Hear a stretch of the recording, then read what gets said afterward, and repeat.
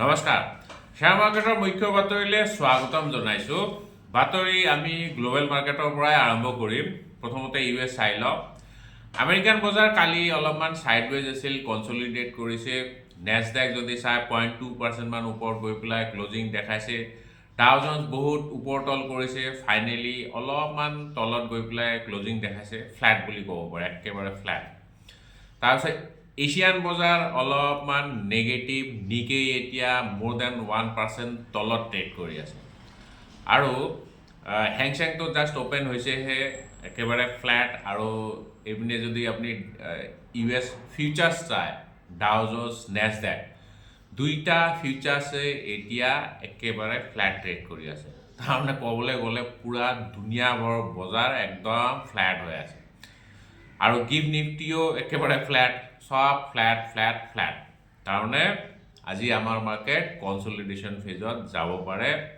আৰু আজি ফ্ৰাইডে সপ্তাহটোৰ অন্তিম দিন গতিকে আজি মাৰ্কেট অলপমান কনসলিডেট কৰিব অলপমান ভাগৰুৱা হৈ আছে সো মোৰ লাগিছে তেনেকুৱা অলপ সাইডৱেজ টেৰিটৰিতে টাইম পাছ কৰিব নিফটিৰ কাৰণে 26000 লেভেল কালিও আমি ইয়াৰ বিষয়ে কথা পাতিছোঁ 26000 লেভেলটো যেতিয়ালৈকে হোল্ড কৰি আছে তেতিয়ালৈকে ইমান চিন্তাৰ বিষয় নাই বাৰু কিন্তু 26000 লেভেলটো এটা কি কম বৰ্ডাৰ লাইন হৈ আছে ইয়াৰ কেতিয়াবা অলপ ওপৰত যায় কেতিয়াবা তলত আহে ওপৰত যায় তলত আহে কাৰণে 26000ৰ ইৰ্গিত বুলি যে কয় মানে অলপ ওপৰত অলপ তলত মাৰ্কেট কনসলিডেট কৰি আছে সো আজিও তেনেকুৱা হ'ব লাগে আৰু ডেটা যদি চাই ডেটা অলপমান নেগেটিভে হয় এফআই 1944 ক্ৰোৰ্ছৰ ষ্টক বিক্ৰী কৰিছে বিপৰীত দিশত আমাৰ ডিআই ডমেষ্টিক ইনভেষ্টৰে 3661 ক্ৰোৰ্ছৰ ষ্টক কিন্তু বাই কৰিছে তাৰমানে ডেটা পেটাৰ্ণ যোনটো আছে সেইটো পেটাৰ্ণ একে এফআইআই সেল কৰি আছে ডিআই বাই কৰি আছে এতিয়া ইম্পৰ্টেণ্ট নিউজ কিছুমান চাব লাগিব তাৰ ভিতৰত প্ৰথম ইম্পৰ্টেণ্ট নিউজটো হ'ব এমপিসি আউটকাম মানে আৰবিআই যোনটো মনিটৰি কমিটিৰ মিটিং চলি আছে আজি অন্তিম দিন আজি আউটকাম ওলাব মাৰ্কেটটো এনে সাইডৱেজ হৈ থাকিব কিন্তু 10টা বজাৰ পিছত হয়তো অলপমান মাৰ্কেটত হলচল আহিব পাৰে মানে মাৰ্কেটত অলপমান মুভমেণ্ট আহিব পাৰে কাৰণ 10টা বজাত আৰবিআই মনিটৰি পলিচিৰ আউটকাম ওলাব এনে সকলোতো এক্সপেক্ট কৰি আছে কোৱাৰ্টাৰ পাৰ্চেণ্ট মানে 25 বেচিছ পইণ্টৰ এটা ৰেট কাৰ্ড হ'ব লাগে এতিয়াতো 5.5% হৈ আছে সো 5.25 মান হ'ব লাগে সো যদি আধা পাৰ্চেণ্ট মানে 50 বেচিছ পইণ্টৰ ৰেট কাৰ্ড হয় তেতিয়াহ'লে মাৰ্কেট পজিটিভলি ছাৰপ্ৰাইজ হ'ব পাৰে আৰু তেতিয়া মাৰ্কেট হয়তো নতুন হাইৰ পিনে মুভ কৰিব পাৰে কিন্তু চাই লওক কি হয় সো আৰবিআই পলিচিৰ আউটকামটো বহুত আজি ক্ৰুচিয়েল হ'ব সো তাৰ পিছতে মাৰ্কেটৰ অলপমান মুভমেণ্ট দেখা পোৱা যোৱাৰ চান্স আছে ঠিক আছে দ্বিতীয় ডাঙৰ নিউজটো হ'ল ৰাছিয়ান প্ৰেসিডেন্ট ভ্লাদিমিৰ পুতিন আমাৰতো এৰিয়াত আহি আছে ইণ্ডিয়াত আহিছে অলৰেডি কালি নিউ দিল্লীত লেণ্ড কৰিছে মোদী সাহেবে বিৰাটে ধুনীয়া ৱেলকাম জনাইছে সো এইটো মাৰ্কেটৰ কাৰণে এইটো মানে মই মিটিংটোৰ কথা কৈছোঁ মিটিংটো মাৰ্কেটৰ কাৰণে মানে দুইটা ডাঙৰ ডাঙৰ হস্তি বুলি যে কয় ডাঙৰ ডাঙৰ মানে লিডাৰ দুটা মিটিঙে মাৰ্কেটৰ দিশটো চেঞ্জ কৰিব পাৰে কাৰণ কেইটামান ইম্পৰ্টেণ্ট সেক্টৰ আজি ফোকাছত থাকিব সেইকেইটা সেক্টৰ মানে মিটিঙৰ আউটকামৰ ওপৰত মুভমেণ্ট দেখাব পাৰে এক নম্বৰ হ'ল defence sector 2 number energy sector আৰু 3 নম্বৰ ট্ৰেড কিছুমান মানে ট্ৰেডিং সো ডিফেন্স সেক্টৰ গমে পায় আমাৰ ইণ্ডিয়ান যিমান ডিফেন্স ইকুইপমেণ্ট আছে মোষ্ট অফ দ্য ইকুইপমেণ্টছ আমি ৰাছিয়াৰ পৰাই বাই কৰোঁ যেনেকৈ সুকৈ MK57 আই থিংক তাৰপিছত আমাৰতো S400 আছে ডিফেন্স মেকানিজম আছে তাৰপিছত আৰু বহুত ধৰণৰ আমি টেংক চেংক হেৰি কৰোঁ ইম্পৰ্ট কৰোঁ ৰাছিয়াৰ পৰা তাৰপিছত এনাৰ্জি সেক্টৰ আৰু ট্ৰেডিং সেক্টৰটো আজি ফোকাছত থাকিব সো বহুত কেইটা হয়তো এই মানে যোনটো ভ্ৰমণ আছে ৰাছিয়ান প্ৰেসিডেন্টৰ কিছুমান MAU সাইন হ'ব পাৰে আৰু সেই MAU কেইটা মাৰ্কেটৰ দিশ চেঞ্জ কৰিব পাৰে আৰু এইপিনে US-ৰ লগত ট্ৰেড ডিলৰ কথাও চলি আছে। নেক্সট উইকত US টিম হয়তো আমাৰ ইণ্ডিয়ালৈ আহিব। যদি এই ট্ৰেড ডিলটো হয় তেতিয়াহ'লে আমাৰ মাৰ্কেট কিন্তু নতুন লাইভ হাই পিনে মুভ কৰিব। আমি অলপমান আশাবাদী হৈ আছোঁ, চাই লওক কি হয়। আৰু এইপিনে ইণ্ডিগৰ নিউজটোতো পাই আছে, ইণ্ডিগ' কেইদিনমান যদি প্ৰফিট বুকিং দেখাই আছে।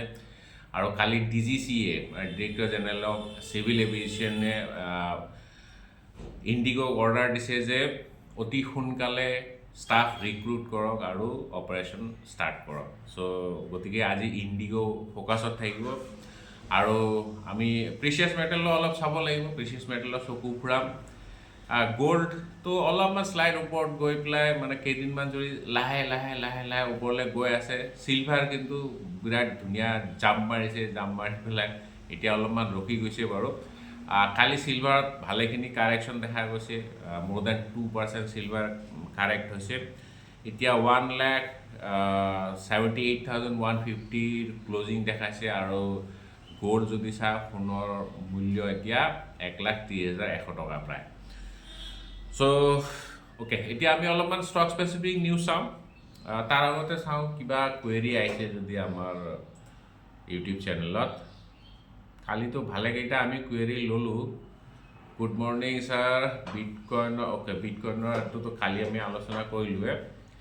কেইটামান ষ্টকৰ বিষয়ে জানিব বিচাৰোঁ। বহুত দিনৰ পৰা হোল্ড কৰি আছোঁ কিন্তু বিশেষ মুভমেণ্ট নাই। ৰাজীৱ গগৈ। আচ্ছা, ষ্টকৰ মুভমেণ্ট নাই মানে মাৰ্কেটৰে মুভমেণ্ট নাই। ষ্টকৰ মুভমেণ্ট ক'ৰ পৰা আহিব?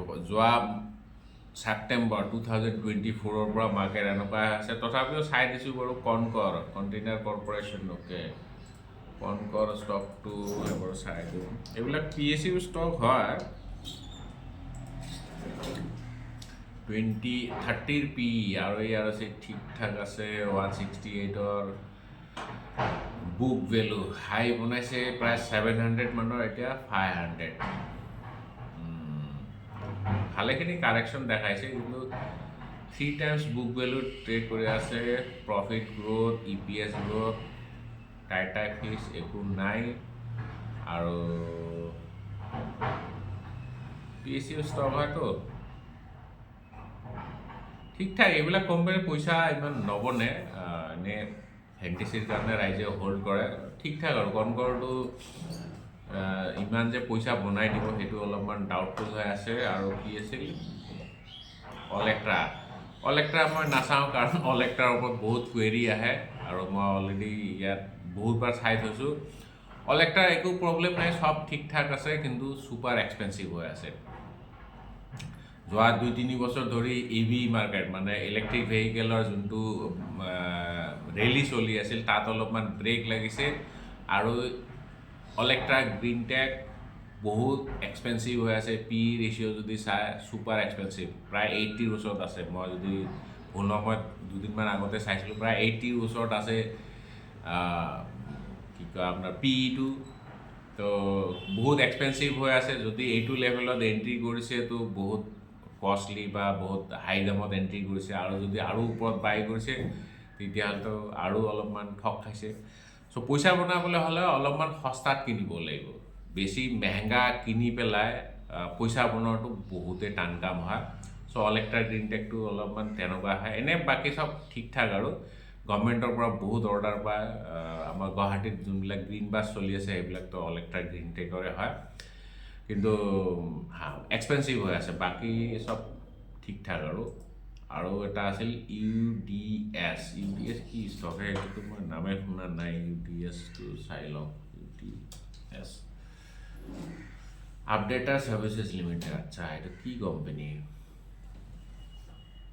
Services and management services.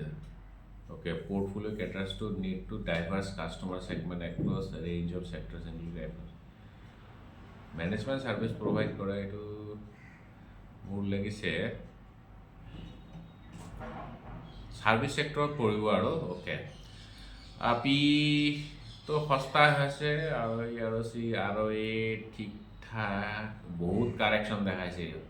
418ৰ পৰা 170।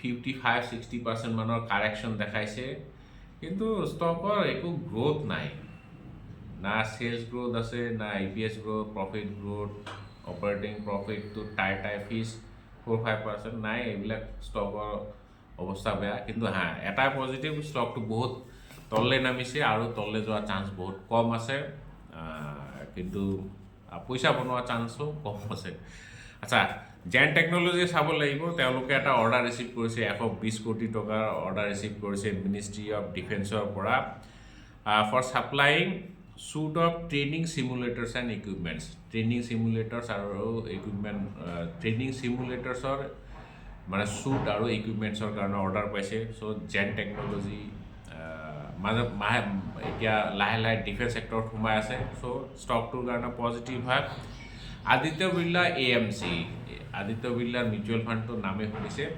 তেওঁলোকে এতিয়া ইণ্টাৰনেশ্যনেল অপাৰেশ্যনত মনোনিৱেশ কৰিছে তেওঁলোকে গিফ্ট চিটি গুজৰাটত যে আছে গান্ধীনগৰত IFSC মানে international financial services centre so তাতে তেওঁলোকে এণ্ট্ৰি কৰিছে মানে এতিয়া ইণ্টাৰনেশ্যনেল মানি তেওঁলোকে মেনেজ কৰিব মানে ইণ্টাৰনেশ্যনেল ক্লায়েণ্ট ল'ব আৰু ইণ্টাৰনেশ্যনেল ফাণ্ডতো তেওঁলোকে বিনিয়োগ কৰিব আৰু তাত মানে এডভাইজৰী ছাৰ্ভিচো থাকিব সো আদিত্য বিৰলা এএমসি ফ'কাছত থাকিব diamond power and infra limited তেওঁলোকে এটা অৰ্ডাৰ ৰিচিভ কৰিছে মোটামুটি ডাঙৰ অৰ্ডাৰে কোম্পানী হিচাপে ডাঙৰ অৰ্ডাৰ 748 crores প্ৰায় এটা অৰ্ডাৰ ৰিচিভ কৰিছে আদানী গ্ৰীণ এনাৰ্জিৰ পৰা তেওঁলোকে মেইনলি পাৱাৰ আৰু সোলাৰ কেবলছ ছাপ্লাই কৰিব খাওড়া আৰু ৰাজস্থানৰ এটা প্ৰজেক্টৰ কাৰণে খাওড়া এইটো গুজৰাটৰ জেগা এডোখৰ হয় ৰেইলটেলো এটা ভাল অৰ্ডাৰ ৰিচিভ কৰিছে ৰেইলটেল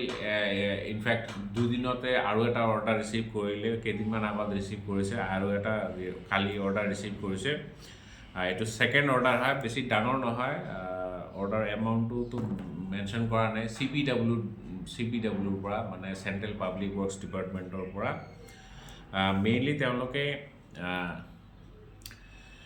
ইমপ্লিমেণ্ট ডিজাইন আৰু ICT ডিজাইন ইমপ্লিমেণ্টেশ্যন কৰিব ICT মানে information communication and technology so এটা মোটামুটি ইমান ডাঙৰ অৰ্ডাৰ নহয় কিন্তু অৰ্ডাৰ এটা ৰিচিভ কৰিছে দুদিনতে আৰু এটা লয়েড ইঞ্জিনিয়াৰিং এণ্ড ৱৰ্কছ তেওঁলোকে এটা জইণ্ট এগ্ৰিমেণ্ট চাইন কৰিছে কাৰ লগত এইটো জইণ্ট এগ্ৰিমেণ্ট ইটালীৰ এটা ভাৰ্চুৱেল এপছ বুলি ইটালীৰ ভাৰ্চুৱেল এপছৰ লগত জইণ্ট এগ্ৰিমেণ্ট হেৰি কি কয় এগ্ৰিমেণ্ট চাইন কৰিছে তেওঁলোকে এডভান্স ৰেডাৰ টেকনলজি ডিফেন্স আৰু চিভিল এপ্লিকেশ্যনৰ কাৰণে কাম কৰিব আৰু সো এইকেইটা ষ্টক আজি ফ'কাছত থাকিব আজিতো ফ্ৰাইডে হয় কাইলৈ আমি লগ নাপাওঁ চিধা মানডে লগ পাওঁ হেপী উইকেণ্ড সকলোৱে আনন্দ ফূৰ্তি কৰক জয় আই অসম